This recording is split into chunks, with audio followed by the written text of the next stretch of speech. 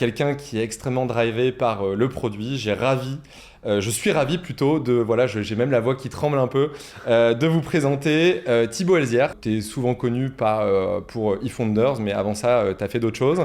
Avant de démarrer cet épisode en tête-à-tête, on va faire un peu le fil de qui es-tu, de ton enfance jusqu'à qui tu es aujourd'hui. Là, j'ai appris que tu étais né en 79, mais qui es-tu aujourd'hui? On va juste te demander de te présenter, de nous dire qui es-tu? Écoute, je suis né en 79, voilà. Comme tu le disais, donc j'ai 43 ans. J'ai 3 enfants, je suis marié, je suis français, j'habite à Bruxelles. Alors je faisais la petite parenthèse, pas pour des raisons fiscales, parce que j'ai rencontré une Belge avec qui je me suis marié il y a 20 ans. Donc ma vie, il y a nos bureaux, les bureaux d'eFounders, la boîte que j'ai construite et pour laquelle je passe énormément de temps aujourd'hui, est à Paris. Donc je suis souvent ici, mais ma vie est à Bruxelles, une ville que j'adore par-dessus tout. Okay. Donc tu t'es installé là-bas presque avant même de travailler en fait. Je me suis installé là-bas ma dernière année d'études pendant que j'étais en train de coder Fotolia. On y reviendra. Mais du coup, en attendant que ma femme ait fini, elle, ses études, qui n'était pas ma femme à l'époque. Et j'ai créé du coup ma première boîte Fotolia, qui était une banque d'images, en 2004. Donc ça fait pas mal de temps. C'était le début du Web 2. Comme aujourd'hui, on parle beaucoup de Web 3. C'était le début du Web 2. On ne parlait plus de Web depuis 4 ans, parce qu'il y avait eu le gros crash. Et Fotolia, c'était une banque d'images crowdsourcée. C'est-à-dire que n'importe quel photographe, c'était un peu la nouveauté, n'importe qui pouvait contribuer. N'importe quel photographe pouvait déposer une image et la vendre à n'importe qui pour pouvoir illustrer, n'importe quel média. C'était un succès, on y reviendra, mais ça a pris peu de temps à décoller. Et quand ça a décollé, ça a explosé. Et c'était une aventure incroyable. Et ça s'est finalisé par une vente à Adobe 10 ans après, en 2014. Donc vraiment une expérience exceptionnelle qui m'a appris beaucoup de choses et qui m'a fait comprendre que j'aimais le produit, que j'aimais développer, que j'aimais le web. Et du coup, je me suis relancé avec... Alors, Fotolia, j'ai été actif pendant 4 ou 5 ans. Après, j'ai été moins opérationnel. Moi, ce que j'aime bien, c'est créer des boîtes. On y reviendra aussi. C'est un peu le fil directeur de tout ce que j'ai fait. J'ai créé une boîte qui s'appelait Ziloc avec Marion Carrette et Gary Siget. L'idée, c'était de faire un eBay de la location. Donc, eBay, c'était une place de marché. Je crois qu'eBay, c'est quelque chose qui t'a beaucoup obsédé. Je me suis un peu renseigné avant l'émission. eBay, j'ai l'impression que c'est quelque chose qui t'a inspiré quand tu as démarré ta carrière. Ouais, écoute, en 2004, c'était quand même la boîte, un petit peu comme Google, Facebook, comme les GAFA aujourd'hui. eBay, c'était la boîte et il n'y avait pas cette, je dirais, connotation péjorative qu'il y a potentiellement dans les GAFA. C'était la belle boîte de l'Internet, quoi, tu vois. Et ça m'a fasciné. Pas tellement le produit, par ailleurs, on y reviendra si on parle produit, des produits que j'aimais bien, mais ça faisait pas partie des produits que je trouvais bien, mais j'aimais bien parce que ça faisait se réaliser, je dirais, l'idée de ce qu'était vraiment l'Internet, une espèce de place de marché ouverte où les gens pouvaient s'échanger n'importe quoi. Et du coup, quand j'ai pensé à Ziloc, mon rêve, c'était de faire exactement la même chose pour la location, c'est-à-dire l'utilisation temporaire de biens, sachant que en 2008, au moment où on a lancé, alors on parle beaucoup de 2008 pour la crise, mais c'était aussi les Grenelles de l'environnement, c'est tout ce qui était éveil un peu sur, je dirais, la durabilité, la sustainability, l'idée d'un monde meilleur où on consomme moins et on échange davantage, quoi. Et l'idée, c'était de se dire, est-ce qu'il y a moyen de créer une place de marché complètement généraliste qui permette à n'importe qui de louer n'importe quoi. Alors il s'avérait que non, en vérité ça ne peut pas fonctionner. Le mot location, ce qui est l'usage temporaire d'un bien ou d'un service, est complètement différent que vous vouliez louer un appartement, Airbnb, que vous vouliez louer une voiture, ce qu'a fait après Ziloc avec WeCar ou Drivey, ou que vous vouliez louer par exemple un cheval, quoi, tu vois. Donc j'ai travaillé, j'ai créé cette boîte pendant 2 ans, et après j'ai laissé les rênes à Marion Carrette et Gary, et Marion a transformé Ziloc pour créer WeCar, qui a été revendu après à la SNCF. Okay.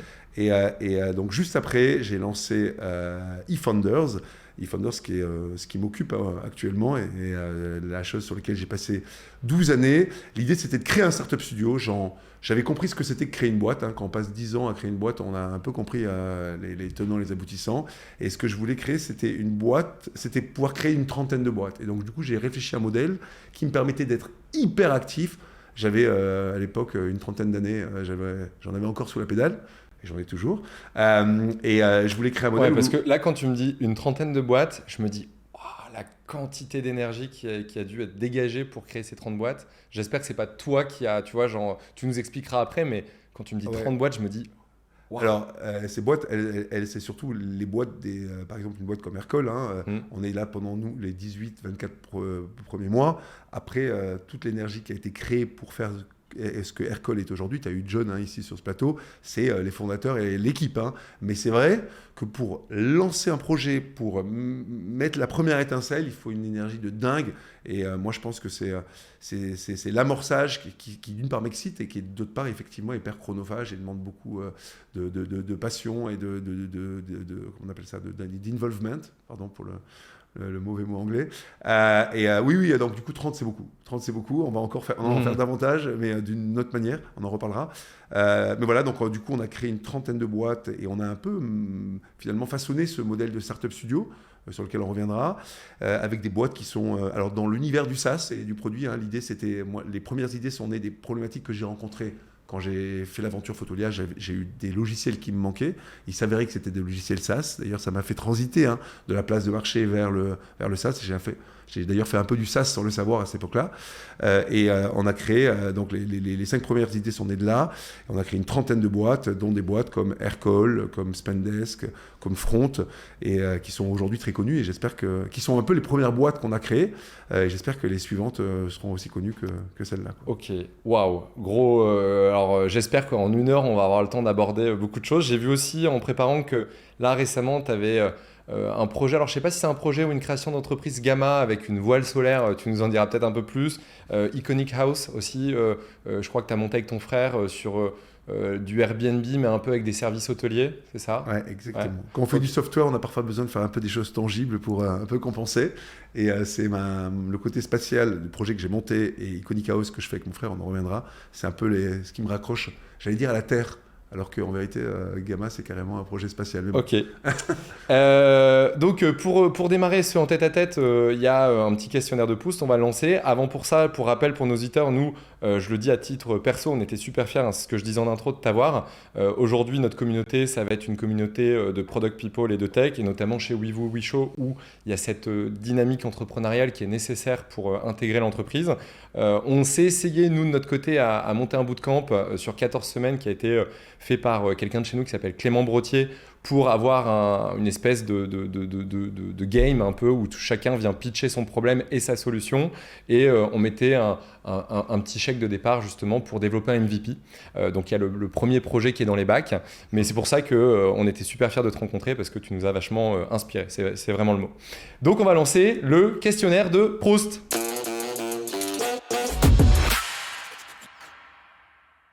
Le but, nos auditeurs, en gros, eux, ce qu'ils veulent, c'est savoir qui tu es, ce qui t'a permis de devenir entrepreneur. Est-ce qu'il y a des choses qui t'ont rendu entrepreneur ou pas? Et c'est pour ça qu'on démarre par ce petit jeu.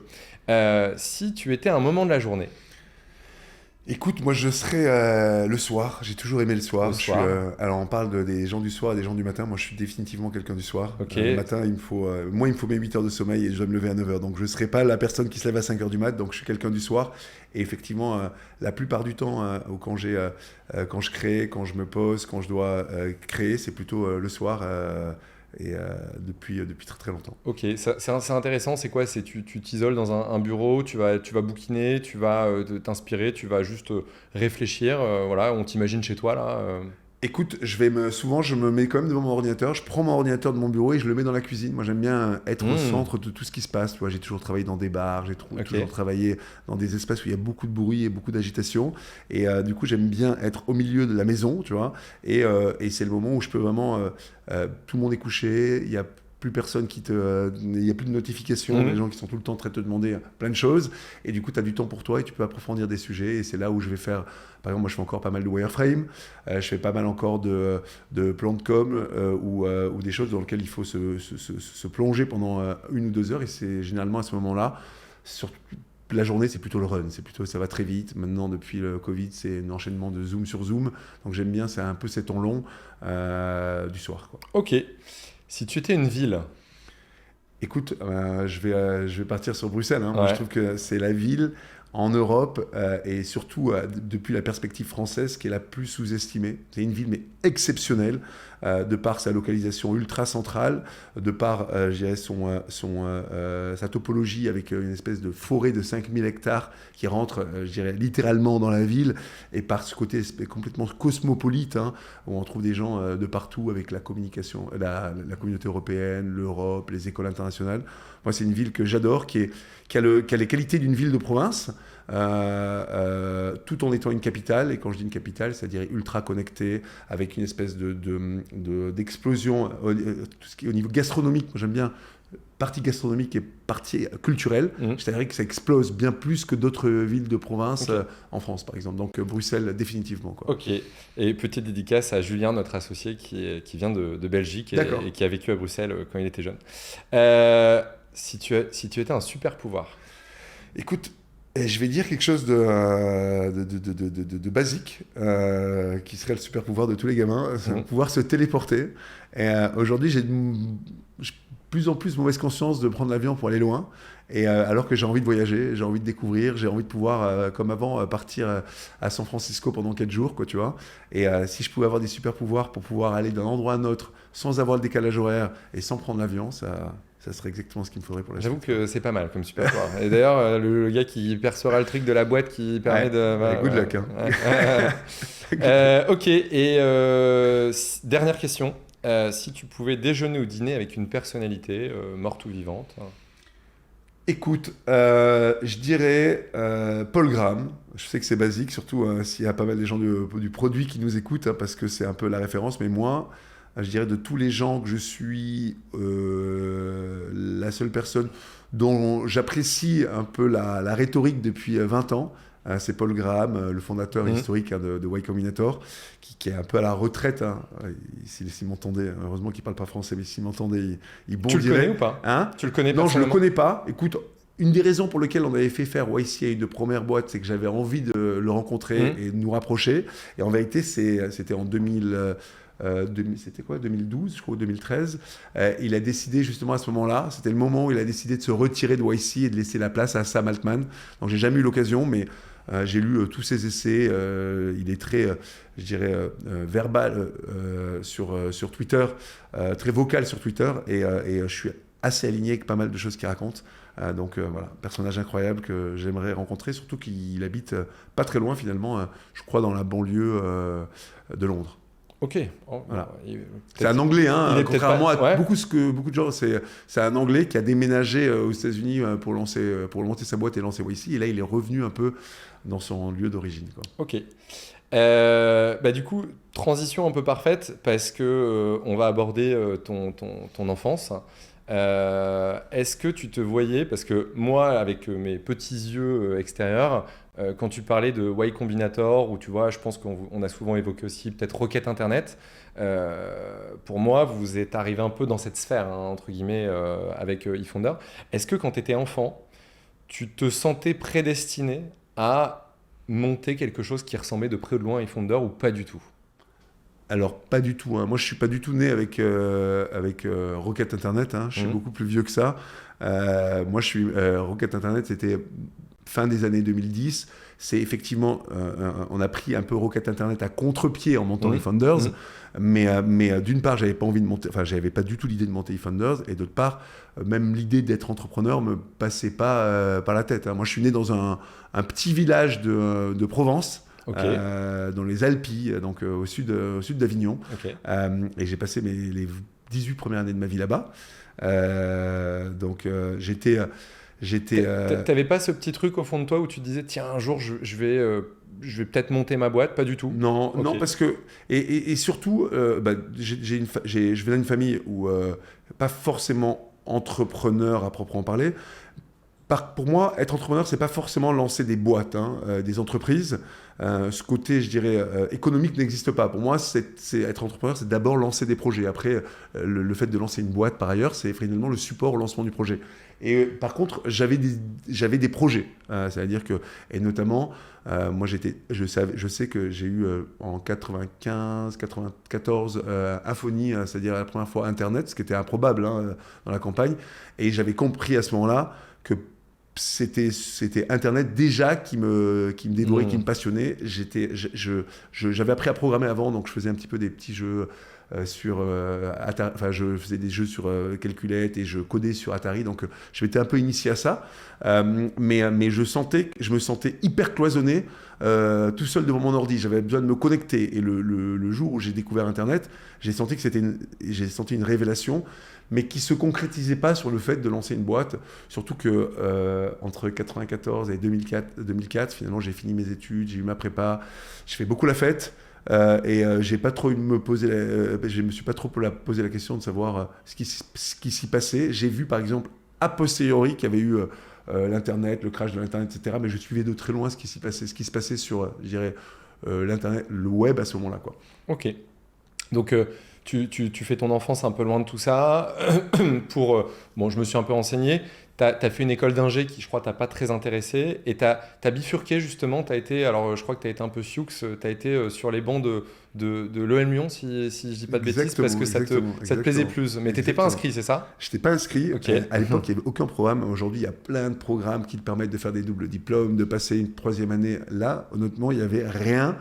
Aucun accord entre deux écoles, une école d'ingénieur et une école de commerce, qui étaient à 20 mètres l'une de l'autre, séparées par une seule route au même endroit, quoi, et donc du coup, il s'avère que j'avais rencontré une personne à l'époque, le premier jour de l'EM, et qui m'a fait découvrir le programme de l'EM, et notamment il y a un programme de création d'entreprise qui était monter un resto. Donc on est quand même loin du sujet web, mais je me suis mis finalement dans ce groupe de PCE, de projet de création d'entreprise, et c'est là que tout est parti, et que j'ai compris que d'une part j'étais beaucoup plus passionné par les cours de marketing, de création d'entreprise, que les cours finalement de résistance des matériaux, de mécanique. Alors la prépa m'avait fasciné. Moi j'avais, contrairement à beaucoup, tout ce qui était, je dirais, théorique en mathématiques, en physique, c'était une passion. Résoudre des problèmes.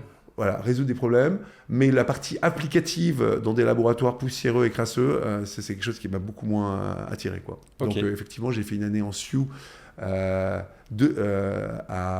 l'EM, et je suis parti en troisième année le plus loin possible dans une université justement qui me permettait de choisir les cours que je voulais. C'est comme ça que je me suis retrouvé en Allemagne en troisième année de Centrale, quoi. Ok.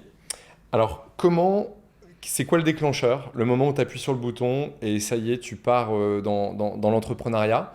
Et la deuxième question que je voulais te poser aussi par rapport à ça, c'est, je t'entends souvent parler soit d'entrepreneur ou te définir en tant qu'entrepreneur d'Internet ou du web, entre guillemets. Est-ce que tu fais une dissociation justement? Là, tu vois, tu parlais on était loin, on crée un resto. Voilà, c'est ta notion de l'entrepreneuriat. Est-ce qu'il y a deux types d'entrepreneuriat? Peut-être l'entrepreneuriat un peu plus conventionnel, tu vois, de business qui ont toujours tourné depuis des centaines d'années. Et puis un peu, tu considères que c'est différent, l'arrivée d'Internet, les applis, le web, etc. Très bonne question. Écoute, pour moi, entreprendre, c'est transformer, je dirais, une idée abstraite en une chose concrète, quoi, tu vois, matérialiser une idée. Mais et effectivement, tu as vu la nuance.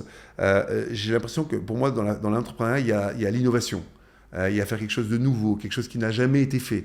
Que ce soit par le produit, que ce soit par la techno, que ce soit par la forme de l'organisation. Par exemple, les Founders, il n'y a pas de produit, il n'y a pas de technologie, mais c'est une nouvelle forme d'organisation, quoi, tu vois. Donc, effectivement, je ne dis pas que les autres ne sont pas des entrepreneurs, mais j'associe souvent l'entrepreneuriat avec l'innovation et le progrès. Du coup, je définis comme entrepreneur des gens qui vont plutôt lancer des idées nouvelles plutôt que des gens qui lanceraient, par exemple, des commerces, quoi, tu vois, où je trouve qu'ils ont plus des skills, des aptitudes de commerçants que d'entrepreneurs, quoi. Ok. Alors, c'est ma vision des choses. Ouais, bien sûr. Ouais, bien sûr. Et du coup, toi, tu mets le doigt là-dessus. Comment? C'est premier moment, tu te dis, allez, c'est bon, je ne serai pas salarié, je monte ma boîte. Alors, beaucoup de sujets. Déjà, moi, je pense qu'il y a beaucoup d'entrepreneurs, dont moi, qui sont tombés dans l'entrepreneuriat, je dirais le côté business de l'entrepreneuriat, qui n'est pas la création de projet, qui est créer sa propre boîte, pas par vocation, mais par opposition à l'autorité, quoi. C'est-à-dire que moi, c'était genre, j'ai compris très rapidement, j'ai bossé pendant 3 jours dans une boîte, c'était mon seul moment d'employé. J'ai compris que je ne pouvais pas bosser pour le compte de quelqu'un d'autre. Donc j'étais, je dirais, j'avais qu'une solution, c'était de créer ma propre boîte. Donc finalement, c'était un peu un choix par défaut. Et donc c'est à ce moment-là où je me suis dit, je vais lancer ma propre boîte, qui s'avérait être Fotolia. Mais là où j'ai vu l'étincelle naître, c'est justement quand j'ai fait ce projet de création d'entreprise. Pour faire simple, hein, on devait faire un sondage, c'est-à-dire qu'on devait faire un sondage et interroger. Alors à l'époque, hein, tu devais faire une étude de marché chaque fois que tu lançais un business. Donc on lançait un restaurant dans Lyon, donc il fallait interroger une centaine de personnes. Tu vois, tu fais créer le formulaire, tu vas voir 100 personnes, tu remplis tes petites cases, puis après tu bref, l'enfer quoi. Tu vois, je me suis dit un peu par paresse, c'est pas du tout le truc que j'ai envie d'avoir. Et là, je me suis dit, et franchement, ça a été un déclic. Et si on envoyait un formulaire directement par email? Il faut savoir que à l'époque, on pouvait déjà envoyer des formulaires dans les emails. Ça, c'est improbable parce que ça va peut-être réexister à nouveau, mais ça n'existe plus depuis pas mal de temps. Et c'était finalement j'ai pris conscience de ce que pouvait apporter l'Internet, le fait que les gens soient connectés, le réseau, le fait que les gens soient connectés les uns avec les autres, quoi. Et là, j'ai appris à coder, c'est-à-dire qu'à ce moment-là, pour résoudre cette problématique, j'ai ouvert un livre de code, un livre de PHP à l'époque. Et alors qu'on n'apprend pas ça à Centrale. À Centrale, on n'apprend pas le code du tout. Donc ça m'a préparé, le fait d'avoir fait des études scientifiques à peut-être être plus à même d'ouvrir ce livre de code. Mais après, j'ai appris à coder et j'ai réalisé ce premier système qui permettait finalement de créer un formulaire, de l'envoyer par email et récupérer les résultats. Et là, pour moi, ça a été la magie. De voir ce formulaire se remplir en quelques heures et de pouvoir exploiter directement les résultats. Je sais pas, j'ai eu franchement une épiphanie. Ça a l'air peut-être con un peu comme ça de loin. Non, alors je pense que ça parle à beaucoup de personnes. Hein. Mais l'épiphanie de me dire, écoute, avec la techno, les réseaux, notamment Internet, on peut résoudre plein de problématiques. Et voilà, ça a été le début de tout. J'ai voulu lancer du coup naturellement un site... comment ça s'appelait? J'avais trouvé un nom déjà, qui permettait de construire des surveys. Donc c'était avant un SurveyMonkey, donc qui permettait de construire des enquêtes en ligne. J'ai demandé à Centrale si je pouvais faire une année de césure. C'est là où on m'a répondu non. Et c'est le moment où je me suis dit, oula, il faut que je parte de cet environnement et que je suis parti en Allemagne pour faire ma 3e année dans un environnement beaucoup plus flexible qui me donnait beaucoup plus de temps pour faire ce que j'avais envie. Okay. Ostenta, c'était le nom de la première idée et c'est hyper important parce que c'était le passage de résoudre un problème technique à créer une entreprise. Donc là, c'est pour moi la vraie naissance de l'entrepreneuriat. Ok. Alors du coup, on va peut-être commencer à parler de Fotolia, qui était ta première boîte, même si... Bon, je le dis, j'ai vu que tu avais créé un truc monsosie.com ou .fr, je sais pas, tu as revendu un peu, mais c'était un peu un premier projet. Je vais prendre une question du chat qui va te faire alimenter et parler du début de Fotolia. Enfin, il y en a même 2 parce que je pense qu'elles sont liées. Tu as une question de Neisan Kun, j'espère que je prononce bien. Quel conseil donnerais-tu à un gars de 27 ans qui ressent l'envie d'entreprendre mais n'a pas encore trouvé son idée? Donc, toi, comment t'es arrivé à l'idée de Fotolia?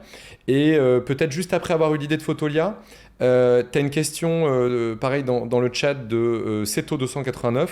À quel moment tu sais que tu as trouvé ton business market fit alors là, la question était plus large dans tes différentes entreprises de WeFounder, mais là, tu peux en parler peut-être pour Fotolia. Et quel KPI au début tu suivais? Tu vois, ça pour un peu donner un fil conducteur.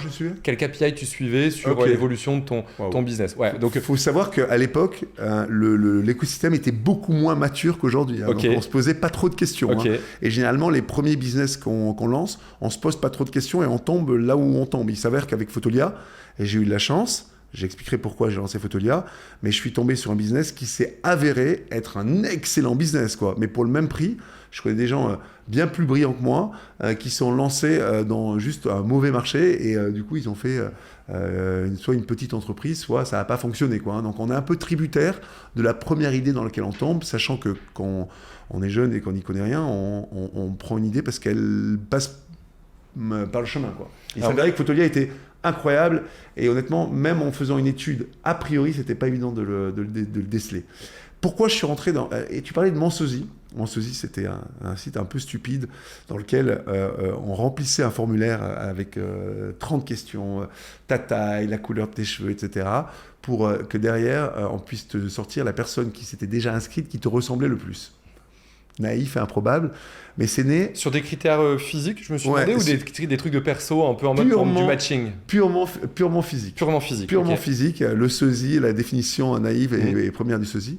Et je crois que j'ai fait ça en toute humilité, un peu pour les mêmes raisons, avec la mauvaise approche produit pour le coup, que Zuckerberg a créé Facebook. Rien que ça. Rien que ça.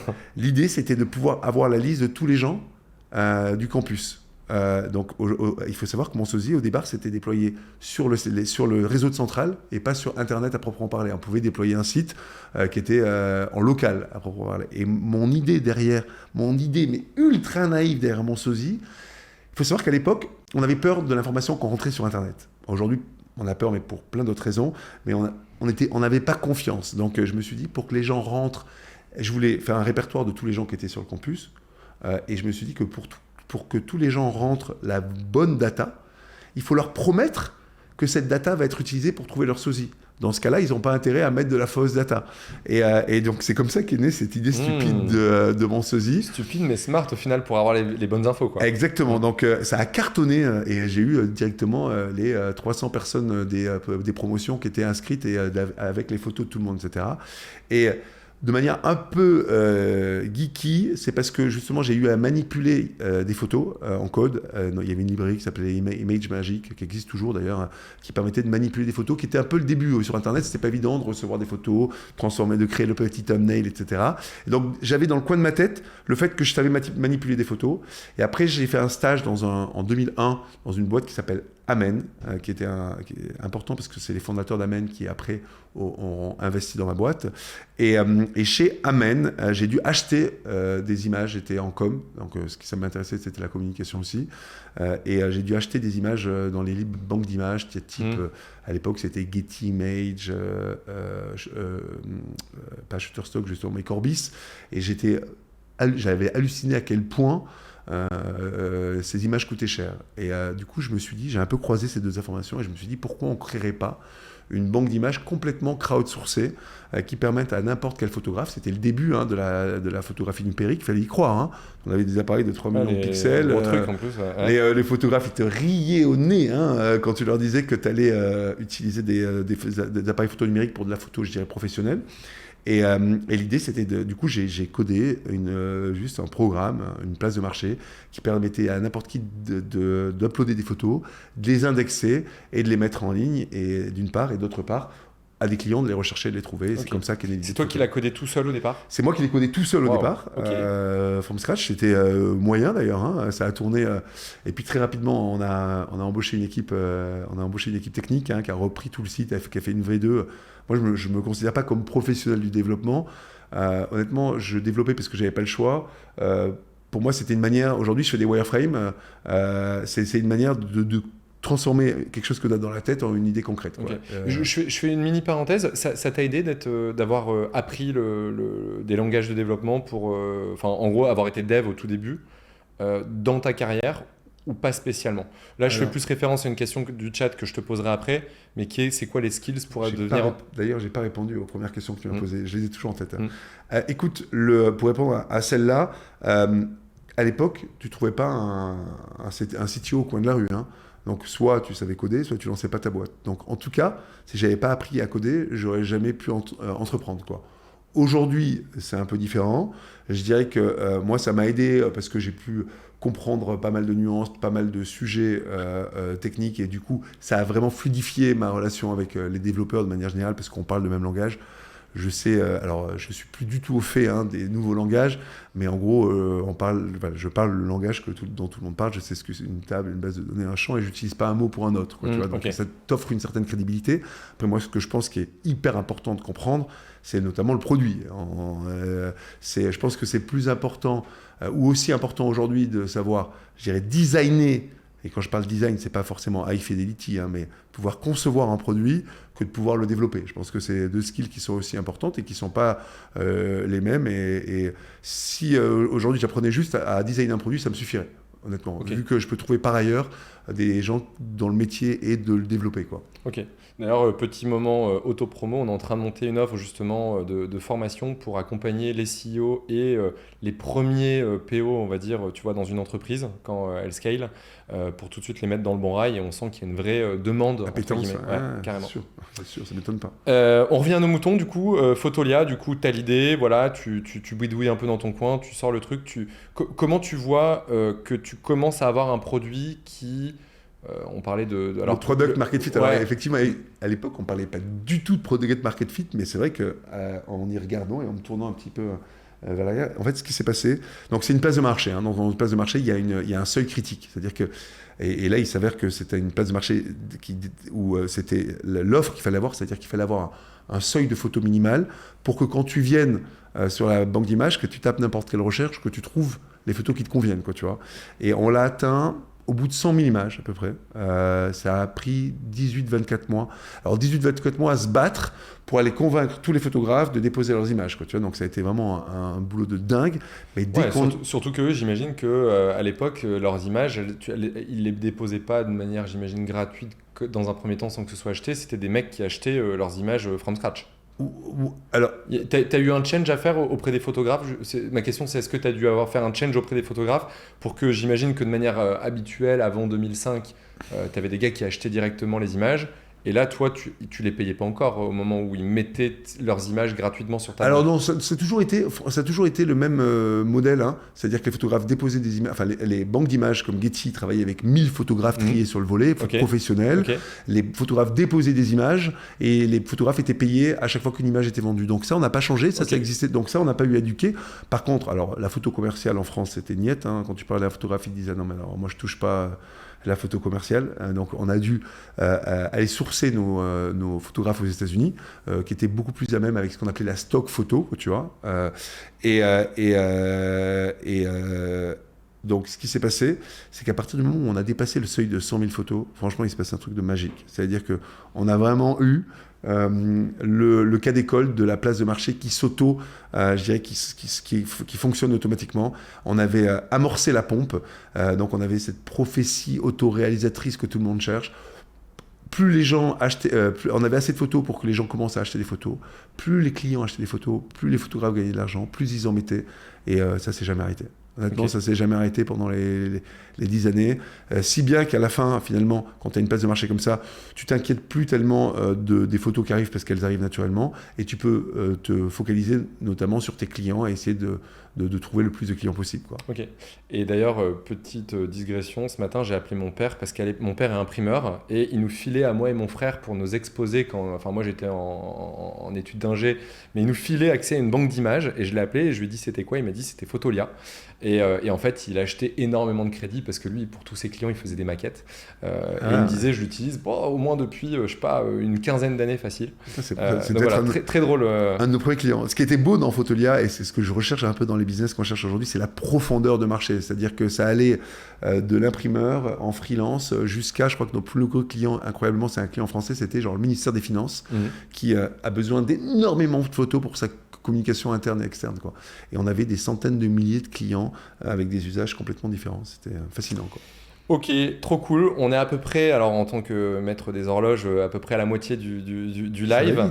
Ça va très vite. On pourrait faire un live de, je pense, 6 heures avec toi. Tu revends Fotolia au bout d'un moment. Tu démarres, je sais, une boîte dont tu as parlé tout à l'heure, Ziloc. Qu'est-ce qui te donne l'envie, entre guillemets, j'abrège un petit peu, mais parce qu'on n'a pas assez de temps et je pense qu'il faut qu'on aille côté eFounders. Mais il y a un moment, tu t'épanouis plus avec Fotolia. C'est-à-dire que tu as passé la phase de création et tu as envie de sortir du projet? En gros, on l'a vendu une première fois. On a vendu Fotolia en plusieurs phases, en fait. J'ai parlé de la vente à Adobe au bout de 10 ans, mais il y a eu 2 LBO. Donc, ça a été vendu à des fonds. On a vendu la moitié de la boîte en 2009 à un fonds qui s'appelle Thier Associates. Puis, on a revendu encore la moitié qui nous restait, chaque fois la moitié de la moitié, à un fonds qui s'appelle KKR en 2012. Et moi, à partir du moment où on a vendu à un fonds et qu'on a fait une LBO, déjà j'ai touché un peu d'argent, donc c'était pour moi une révolution, hein, parce que j'en avais pas du tout. Et d'autre part, l'aventure m'intéressait moins. Ça veut dire qu'à ce moment-là, on rentre dans, je dirais pas traire la vache, mais l'idée c'était quand tu as un fonds, c'est d'augmenter le chiffre d'affaires, d'augmenter l'attraction, etc. Alors que moi, potentiellement, ce qui m'amusait, c'était le produit et c'était, je dirais, la création, les moments du début, quoi. Et ça passait en second plan. Donc pendant les 3-4 premières années, je me suis bien amusé. même si j'avais déjà pas mal d'idées dans la tête et j'essayais de m'empêcher de les lancer. Et après, je me suis... voilà, c'était plus ce qui me levait chaque matin, donc je me suis dit, il va falloir que je fasse autre chose et que je lance une boîte. Et finalement, ça a été... ce qui m'a suivi pendant toute ma vie, et j'ai finalement créé une boîte eFounders qui me permet juste de focaliser sur ce que j'aime faire, c'est-à-dire les 18-24 premiers mois d'un projet, genre l'inception, la création quand ça sort de terre, quoi. Le reste m'intéresse, mais m'amuse moins. Voilà. Et donc j'ai décidé de mettre mon énergie et mon focus sur ce qui m'amusait le plus. Cool. Ça démarre quand, eFounders? eFounders, ça démarre en 2011. En 2011, je rencontre en Belgique, pour le coup, mon futur associé qui s'appelle Quentin Nickmans, qui lui avait une idée plutôt dans le crowdfunding. Donc aussi, on avance sur son temps, mais plutôt sur le fait d'investir dans des boîtes, de faire investir n'importe qui dans les boîtes. Et finalement, je me rappelle, on s'est rencontrés, il est arrivé avec c'était un ancien consultant du BCG, donc il arrivait avec sa présentation, etc. Alors que moi, j'arrivais avec mes mots, avec rien, j'avais rien du tout, quoi. Et on a compris qu'on était complètement complémentaires. On s'est dit, c'est nous qu'ensemble, on a posé les briques de ce que serait un startup studio, un peu par opposition justement à Rocket Internet dont tu entendais parler. On s'est dit, on adore ce côté d'entrepreneuriat parallèle, mais c'est-à-dire d'entreprendre. Et d'entreprendre parallèle, nous, ce qu'on appelle, j'aime bien aujourd'hui, on parle d'entrepreneuriat en équipe. Le fait de ne pas être tout seul dans son coin à lancer une boîte, mais d'être toute une équipe. Ça nous amusait. Ce qui nous amusait moins, c'était le côté copycat. Donc, il s'avère que Rocket Internet copiait un des business qui existait déjà. Moi, c'est l'innovation qui m'amuse. On en parlait tout à l'heure. Ce qui m'amuse, c'est de créer des choses nouvelles. Dans les 30 boîtes que tu as créées, c'est que des innovations? À chaque fois. Alors, il s'avère que quand tu te retournes, tu dis « Ah, on était même Fotolia ». Je me suis retourné au bout de 2 ans. J'ai réalisé qu'on était 3 ou 4 à se lancer exactement sur le même secteur. Mais à chaque fois, quand on lance quelque chose de nouveau, idée par idée, on peut en parler sur eFounders, c'est chaque fois soit quelque chose de nouveau, soit une manière d'approcher les choses différentes, quoi. Et si c'est pas le cas, moi ça m'amuse pas et j'ai pas envie de mettre l'énergie. On met ça de l'énergie où on veut. Moi j'ai envie de mettre l'énergie là-dessus, quoi. Donc l'idée l'idée par rapport à Rocket Internet, c'était de prendre à revers le côté copycat et d'innover uniquement. Deuxièmement, c'était le fait de travailler avec des entrepreneurs et pas des managers. Rocket Internet, il lançait une boîte, il donnait 2 ou 3% à des gars pour devenir CEO. Nous, on avait vraiment envie de co-construire des boîtes avec des vrais entrepreneurs. Parce que ce qui fait le succès d'une boîte sur le long terme, c'est les entrepreneurs, c'est ceux qui vont porter la vision. Donc, il s'avère, et ça c'est le 3e point, que quand tu veux que des gens portent la vision, qui viennent dès le départ et qui co-créent avec toi et faire en sorte qu'ils soient très indépendants et qu'ils soient indépendants très rapidement. Ce qui se passait chez Rocket, c'est que les boîtes étaient au bout de 5 ans toujours incubées chez Rocket, quoi. Tu vois, nous, au bout de 18 mois, la boîte doit partir pour qu'elle crée sa propre ADN, sa propre culture, et c'est super important pour nous. Okay. Donc c'est à ce moment-là que j'ai créé en 2011 que j'ai créé le studio avec Quentin et les premières boîtes. Donc quand tu crées ça, les idées sont de toi. Et toi, ton job, c'est d'aller chercher l'équipe et de les accompagner pendant 18 mois? Exactement. Okay. Donc, les 5 premières idées viennent des... Mailjet, Mention, Textmaster, Front, Aircall. 5 problèmes que je rencontre quand je crée Fotolia. Fotolia, tu as un back-office, ok. Ça parlera sûrement aux gens qui nous écoutent. Et à l'époque, dans ce back-office, tu fais tout. C'est-à-dire, tu vas voir tes analytiques, tu réponds à ton support, tu gères tes promo-codes, etc. Tu gères ton système de paiement et tu dois tout coder toi-même, quoi, tu vois. Donc, je me dis... c'est con, le support, c'est super compliqué, autant utiliser un logiciel externe. Et c'est comme ça qu'est né Front. Pareil, nos appels, on avait énormément d'appels entrants, beaucoup de clients qui appelaient et beaucoup de sales sortantes. Et on utilisait Skype, par exemple, qui n'était pas du tout fait pour ça. D'où l'idée d'Aircall. Les 5 premiers business qu'on a lancés, c'est des idées qui sont nées de Fotolia. Et je dirais que les idées d'après sont nées des 5 premiers business qu'on a lancés chez eFounders. D'accord. Et maintenant, ça ne s'arrête plus. Ok. Et alors, quelque chose qui, moi, me fascine, et je pense que c'est là où vous avez été très bon, c'est comment tu vas chercher un petit peu ces A-players, enfin ces entrepreneurs un peu, qui vont pas être, tu vois, un petit peu dans une posture de, ok, moi, un peu manager, hein, tu vois, mais vraiment de, ok, je vais m'associer, et donc je vais avoir peut-être, parce que là, je pense qu'il y a des opérations capitalistiques qui viennent peut-être un petit peu rendre la chose plus dure, tu vois, entre un mec qui se dit, ok, j'ai une idée, je le fais tout seul, et où je viens justement auprès d'un startup studio comme le tien. Comment tu fais pour aller chercher ces gars-là? Parce que là... Écoute, c'est une bonne question. Tu sais qu'au début de Defender, c'était mon interrogation. Tu vois, moi, j'avais l'idée, j'avais l'image de l'entrepreneur qui se lançait tout seul, qui venait avec sa propre idée, etc.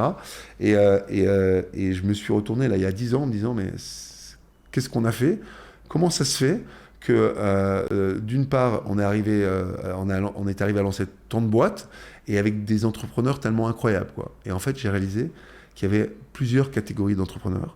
Qu'il y avait d'une part les entrepreneurs, peut-être un peu comme moi, qui veulent lancer ça dans leur coin, qui ont besoin de personne, qui veulent tout faire eux-mêmes, ok, et d'autres entrepreneurs qui sont beaucoup plus ouverts sur les autres, qui sont à l'écoute, qui sont prêts à demander de l'aide.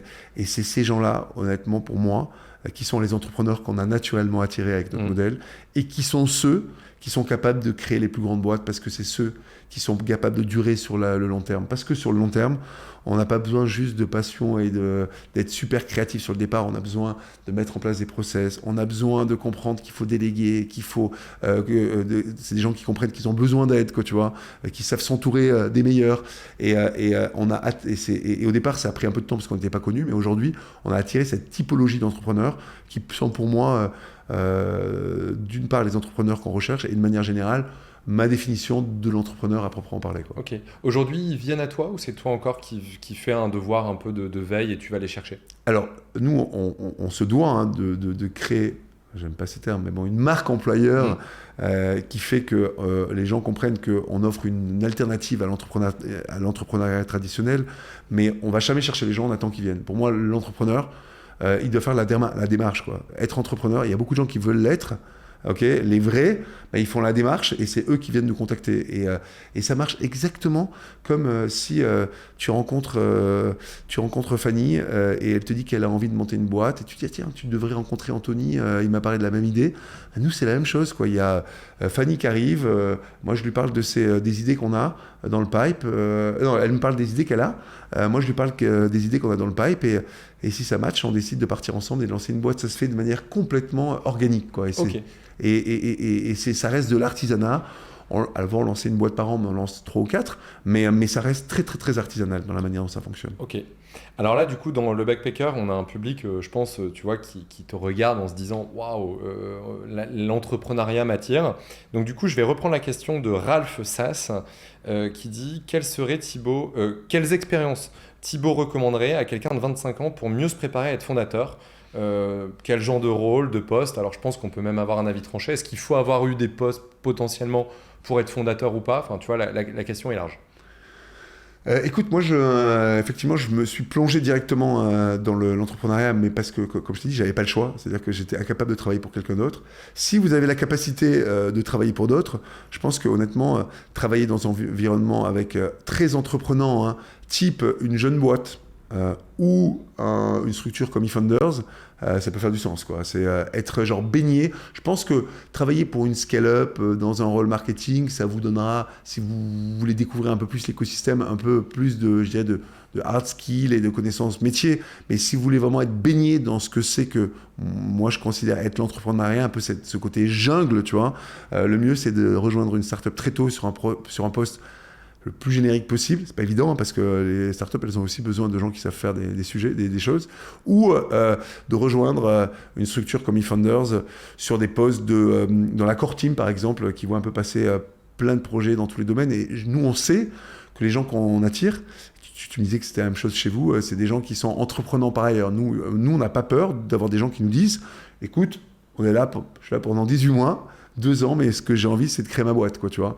Et nous, ça ne fait pas peur. Très bien, viens, et elle pourra lancer sa boîte quand elle voudra, quoi, tu vois. Ok. Vraiment, en 10 secondes, quand on crée sa boîte avec eFounder, aujourd'hui, en termes de capital, tu peux en parler? Il y a une règle, c'est un peu différent en fonction des boîtes? Bien sûr. Écoute, nous, à l'époque, je disais, la boîte, on l'a créée avec les fondateurs. Hein, donc, avant, je disais qu'on donnait 50% de la boîte, la majorité et le contrôle d'ailleurs aux entrepreneurs. Aujourd'hui, j'aime bien dire, parce que c'est ce que fait YC et je trouve que ça fonctionne mieux, dire que nous on prend 30% de la boîte après le premier tour de seed, quoi. C'est-à-dire qu'on émet une note convertible, c'est une manière de financer les boîtes assez classique, de manière à avoir 30% après le premier tour de financement.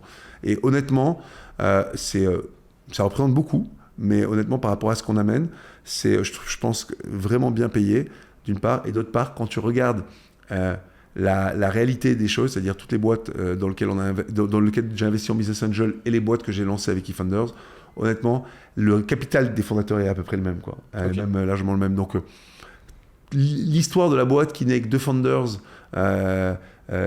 qui ont chacun 50-50 et qui vont lever un premier tour de 10 millions d'euros sur une valeur de 50, ça n'existe pas, quoi, tu vois. En vérité, l'histoire des boîtes, l'histoire capitalistique des boîtes est complètement différente. Il y en a où la grand-mère, la mère a mis très tôt, d'autres qui ont commencé à 8 fondateurs de la même école.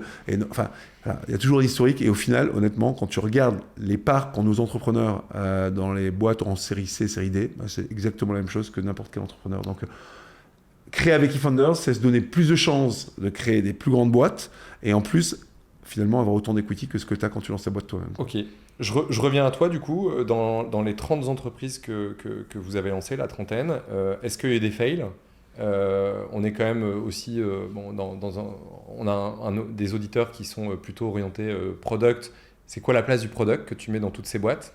Et je prends une dernière question du chat qui va s'afficher, qui est est-ce que tu arrives à faire le lien avec quels sont les KPI les plus importants à suivre pour un SaaS B2B, mais du coup ça revient aussi peut-être un petit peu à la partie product au début. Quand tu lances ta boîte, j'imagine votre but c'est de trouver un MVP qui va fonctionner et ensuite vous dégager de l'opération. Ouais. Oui, exactement. Nous l'idée, c'est en 18 mois, en gros, de lancer un premier MVP un peu plus élaboré qu'un MVP, un minimum lovable product. D'avoir une première traction. Chez nous, c'est une trentaine, quarantaine d'équipes qui utiliseraient le produit, pas forcément payant, mais qui l'utilisent comme outil principal pour la tâche qu'il doit réaliser.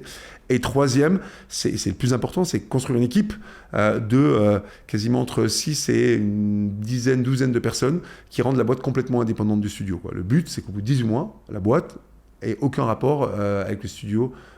Plus du tout, putain, je parle en anglais. Non, bref, qu'elle n'ait plus aucun rapport avec le studio. Et pour revenir sur le sujet des KPIs, déjà, moi, on a lancé beaucoup de boîtes sur eFounders, il y a eu des fails. Alors c'est marrant, c'est qu'il y a encore quelques années, je disais non, il y a quelques projets qu'on fail, mais c'est des projets qu'on n'a justement pas créés. C'est-à-dire qu'il y a des projets qu'on a arrêtés au bout de 8-9 mois parce que ça ne fonctionnait pas. Aujourd'hui, on a des fails. On a arrêté une boîte comme Station, qui était une tentative sur une nouvelle...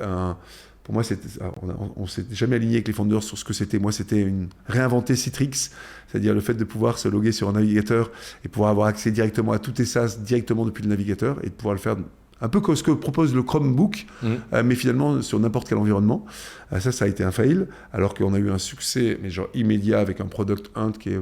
Je crois qu'on a été Product of the Year sur Product Hunt, qui est dans le produit, en tout cas, une célébration. En tout cas même la manière dont tu le pitches, même moi, là, je me disais, putain, c'est bizarre que ça n'ait pas marché. On pourrait y revenir, mais on pourrait en faire un podcast entier. Et honnêtement, il y a encore une opportunité à prendre. Et Bonjour, c'est une boîte qu'on a lancée. L'idée, c'était de se dire que la vente allait se faire de plus en plus sous format vidéo et de pouvoir offrir une plateforme, un logiciel qui permette justement un peu un zoom avec comment on appelle ça, une primitive vente, quoi, tu vois. Et finalement, on a commencé par le viewer plutôt. On s'est un peu empêtré dans le produit. On a commencé par vouloir recréer Zoom, alors qu'on aurait dû s'appuyer sur Zoom. Et il y a des boîtes qui font exactement la même chose aujourd'hui, comme Gong ou Chorus, qui sont lancés en même temps que nous et qui ont sorti leur épingle du jeu. Nous, on s'est mal positionné stratégiquement, quoi. Okay. Donc ça arrive. Les produits qui m'amusent, ou en tout cas le plus, c'est tout ce qui est PLG, Product Led Growth. C'est des produits... alors, un peu, tu es tributaire quand tu crées un produit. En fait, tu ne sais pas trop vers où tu vas et tu réalises après que c'est soit sales-led, donc il va te falloir en fait des équipes de sales. C'est le cas d'un produit comme Aircall, par exemple, ou des produits qui sont product-led. Et tu peux y réfléchir à priori, ok, mais ça, tu le découvres un peu chemin faisant, tu vois. Et moi, effectivement, naturellement, c'est pour ça que moi, j'ai mis un peu mon dévolu et je passe beaucoup de temps sur une de nos boîtes qui s'appelle Folk, c'est que j'aime bien les produits qui sont product-led, sur lesquels le produit suffit à lui-même, quoi, tu vois. Moi, mon rêve, c'est des produits comme Slack, comme Notion, et c'est pour ça qu'on a lancé des produits comme Slide, comme Folk, sur lesquels il y a des millions d'utilisateurs qui sont là, et avec cette approche bottom-up, qui font découvrir leurs produits. Enfin, je pense que c'est le rêve de beaucoup de gens du produit. On pourrait rajouter peut-être Figma aussi. Figma, incroyable. Moi, j'ai vécu en plus toute l'histoire de Figma, et j'aurais un conseil, parce que on parlait de conseils sur le produit. Figma, je l'ai suivi de 2012 à 2016, ou en 2016, ou fin 2015-2016. Tester Figma, tu disais non, c'est pas possible, ils y arriveront jamais, quoi, tu vois. Et finalement, ils ont créé 20 milliards de valeur. Alors, c'est de la valeur monétaire, mais c'est que ça reste, que le produit reste fidèle, mais je pense que s'ils ont été rachetés autant, c'est que. Moi, je pense que c'est le meilleur move de Adobe, en tout cas du point de vue de Adobe. Et pour Figma, j'espère qu'Adobe va avoir l'intelligence de garder l'ADN de Figma, parce que Figma, ils n'ont pas juste réinventé Sketch. Un peu comme Google Doc a pris Word et l'a mis en ligne. Vraiment bêtement, naïvement, simplement. Non, ils ne se sont pas arrêtés à faire ça à Figma. Figma, ils ont inventé des concepts comme l'auto-layout, comme les composants, etc. C'est incroyable. Moi, je suis fasciné par Notion, je suis fasciné par Figma, et je trouve que c'est des gens qui réinventent le produit. Et juste un tout petit mot de quelque chose que je voulais dire. Aujourd'hui, ce qu'il faut se dire, c'est que quand tu t'attaques ces produits, cette typologie de produits, ça prend du temps. C'est-à-dire que le marché est beaucoup plus mature que ce qu'il était il y a 10 ans. Les équipes se sont beaucoup plus professionnalisées.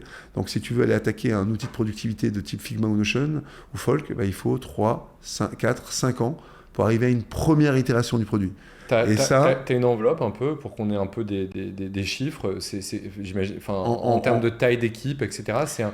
C'est un budget à 500 000 euros par an, 1 million d'euros par an. Alors moi, je pense que si tu veux vraiment aller challenger, créer un nouvel outil de productivité à proprement parler, à l'époque, je parlais du syndrome du client mail, quoi, tu vois, le fait qu'il y avait un nouveau client mail. C'est finalement avant le succès, je dirais, de Gmail.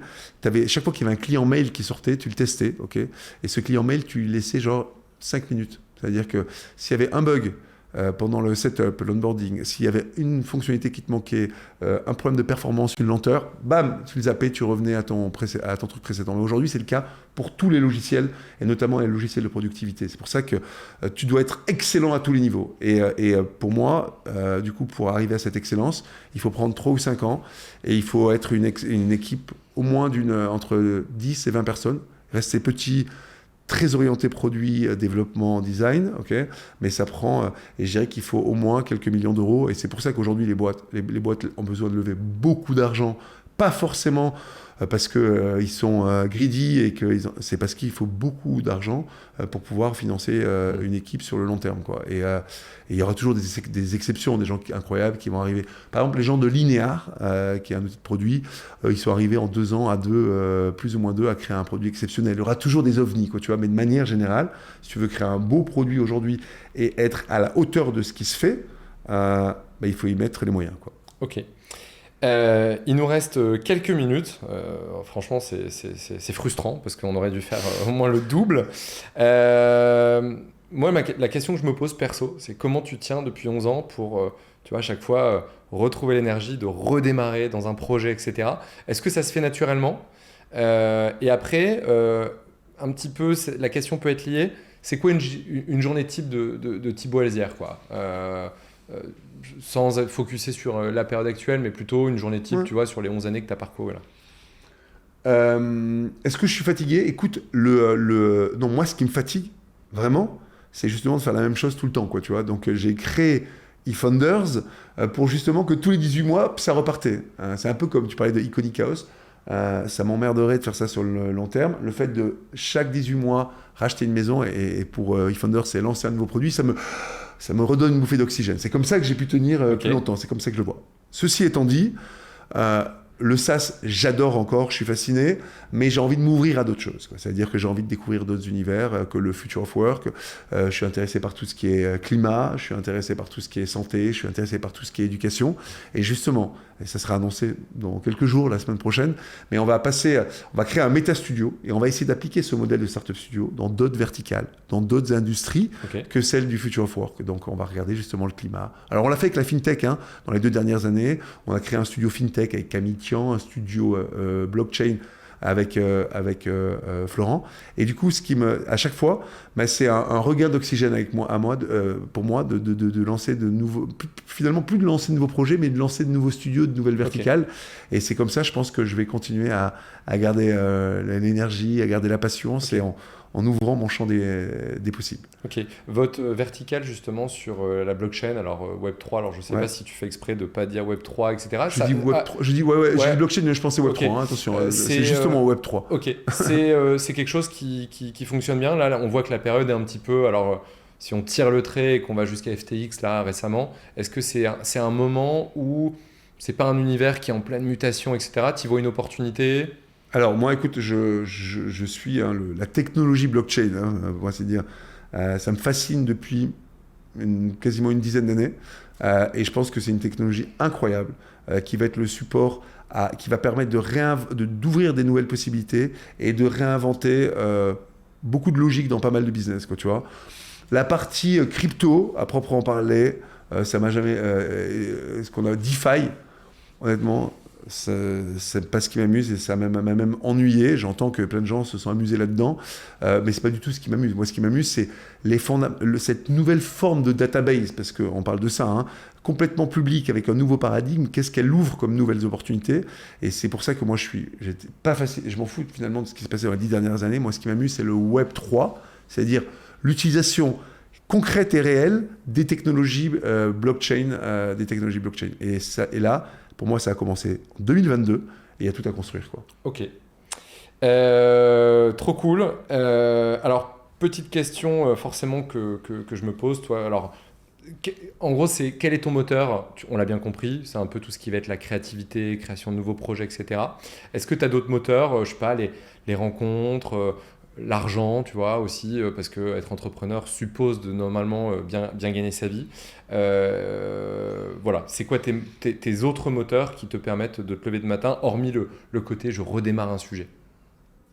Écoute, l'argent, ça n'a jamais été un moteur. Vraiment, jamais. Il y a plein d'entrepreneurs et moi, je suis complètement ouvert par rapport à ça, hein. Le fait que ce soit un motivateur pour plein de gens, je dirais tant mieux. Moi, ça ne l'a jamais été. Et si ça devait l'être, il n'y a aucune raison que ça le soit aujourd'hui, parce que j'ai gagné déjà assez d'argent avec Photolia pour que ce ne soit pas ça qui me tire au jour le jour. Quoi. Moi, ce qui m'amuse, effectivement, quand tu arrives à 40 ans, tu te poses plein de questions sur la vie, etc. Moi, ce qui m'amuse, c'est, tu l'as dit, c'est lancer des projets avec des nouvelles personnes dans d'autres univers, quoi. Et donc... quels que soient les univers, que ce soit peut-être un restaurant à terme, que ce soit de l'hôtellerie, que ce soit du software, moi ce que j'adore, c'est transformer une idée concrète en quelque chose, en une idée abstraite, c'est-à-dire une idée en quelque chose de tangible et de concret, et de le faire en équipe, quoi. Et de faire ça avec des gens vraiment de manière complètement agnostique, finalement, de l'industrie ou du sujet, quoi. Et franchement, ça m'amuse. Et évidemment, j'ai envie de faire ça pour faire un monde, je dirais, meilleur, à plein de niveaux, environnemental, mais aussi sociétal. Mais c'est pour moi, c'est inhérent au fait de créer et de construire, quoi, tu vois. Voilà. Donc, c'est ce qui m'amuse. Ok. Alors, juste avant de passer à la Minute RH, je te pose une dernière question. C'est comment une personne comme toi qui aborde des sujets tellement différents et variés, tu continues à progresser? Alors moi, c'est learning by doing, c'est-à-dire que quand j'ai voulu vraiment comprendre, par exemple, comment fonctionnait la blockchain, c'est-à-dire que je m'étais intéressé, etc., mais quand j'ai voulu vraiment me mettre dans le vif du sujet, j'ai lancé un projet dans la blockchain, Multis, c'est le premier projet qu'on a lancé en 2016, du coup, j'ai pas eu autre choix que de rentrer dedans. Quand j'ai voulu découvrir le code Au lieu d'apprendre à coder, j'ai créé Photolia. À chaque fois que je veux découvrir un nouveau sujet, ma manière de grandir, c'est de lancer un projet dans ce nouveau sujet, et de me lancer vraiment dans le vide. Et j'apprends sur le tas. Et c'est peut-être pas la meilleure manière d'apprendre, mais en tout cas, c'est la mienne, quoi. Ok. En tout cas, ça veut dire que pour notre public, de temps en temps, il faut juste se jeter à l'eau pour pouvoir avancer sur quelque chose plutôt que d'essayer de trop... C'est ta méthode. À la question de savoir effectivement ce qu'il faut faire pour être entrepreneur, je dirais soyez-le, quoi. Devenez-le et vous allez apprendre sur le chemin faisant, quoi. On te remercie 1000 fois d'avoir accepté de venir pour cette 4e épisode dans Tête à Tête. J'espère que tu as passé un bon moment. Et j'ai passé un moment incroyable, merci. Voilà, merci sur Twitch. T'avais déjà fait un Twitch ? Non, jamais Twitch. Voilà, bon, pour moi, Twitch, c'était mon enfant qui utilise Twitch beaucoup plus que moi, quoi. Ah bah tu vois, voilà. Je pense que les années qui vont venir, on va de plus en plus... c'est un format qui prend l'ampleur. Donc, c'est ce que j'ai entendu, ouais. Ok, et merci à tous nos auditeurs comme d'habitude pour votre fidélité. On est ravis de se retrouver du coup prochainement pour l'épisode de l'After Produit avec Decathlon en featuring avec des Weavers. Il y aura également bientôt le Live Tech et surtout pour parler du backpack, on clôture la saison, l'épisode 10 de mémoire le 6 décembre. 2 invités de choc, le sujet c'est... entrepreneur d'une vie ou multi-entrepreneur avec Marc Simoncini et Frédéric Mazzella, 2 poids lourds de l'entrepreneuriat en France. Voilà, je vous dis à très bientôt et je vous souhaite une bonne après-midi. Salut, bisous!